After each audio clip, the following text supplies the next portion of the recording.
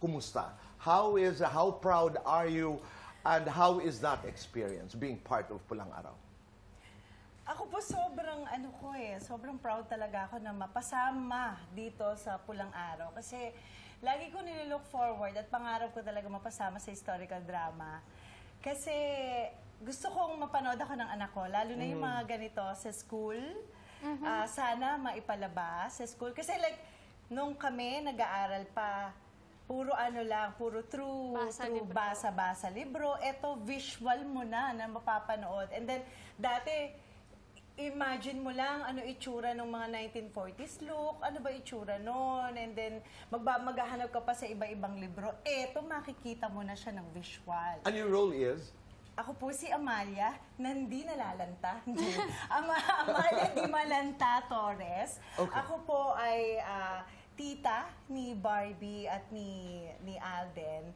Hanggang sa asawa ko naman dito si Neil Sese. Hanggang sa medyo may pagka-kontrabida and then mapapapasok sa comfort women scenes. Can I tell you something? Ang husay mo sa trailer. Ang husay mo. Ang husay mo sa trailer. Yes. Sigaw ako. No, totoo. Diyos ko, thank No, you po. because you're talking about your child, diba? And how it's going to affect her, your baby. Diba? I can imagine how proud your family would be. Galing. Trailer pa lang yun. Yes. Oo. Actually, Tito Boy, pag napanood mo po talaga, lahat magaling.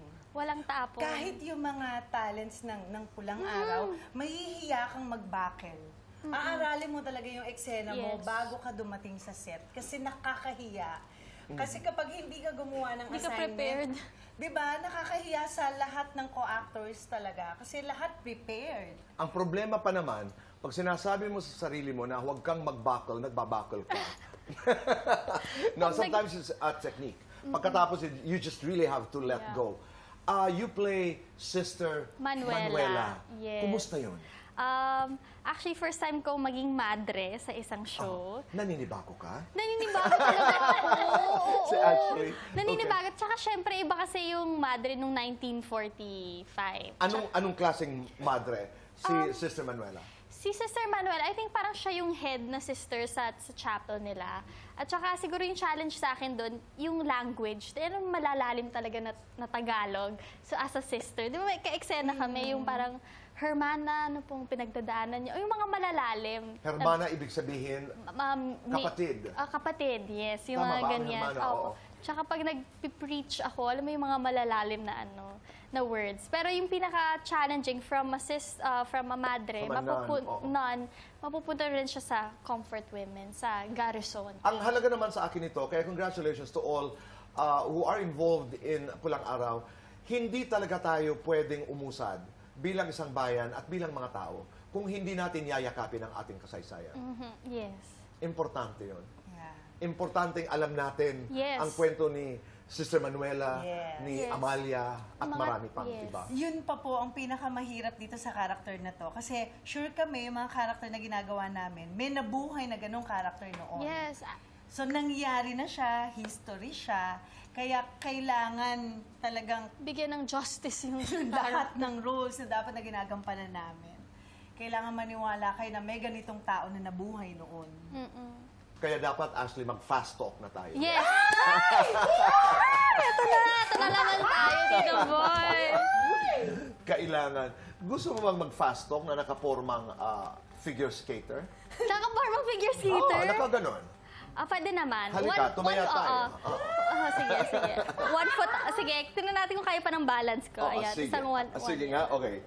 Okay, Ashley. Wala. Pulang araw, pulang ilaw. Pulang araw. Laban lang, chill lang. Laban lang. Pretty, sexy.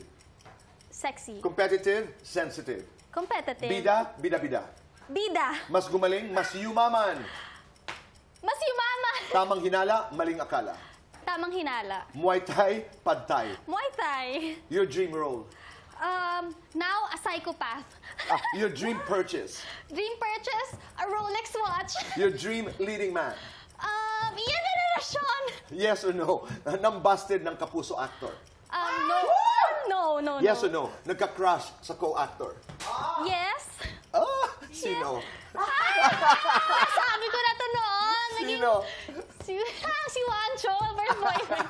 Okay, sinasabayan ko talaga. Yes or no? Na-insecure sa co-star? Yes. Yes or no? Nag-drunk call sa ex? Yes? Yes or no? In love ngayon? No. Kailan ka huling nagsinungaling? Ngayon lang po. Hindi, kahapon. Hindi ako nagsinungaling. Lights on or lights off? Lights on. Happiness or chocolates? Happiness. Best time for happiness. After you take a shower. Complete this. Laban lang dahil. Laban lang dahil buhay ka pa. Thank you. Maraming salamat. Ang hirap ha, magbalanse. Actually, wala ako kasi kakatawa eh.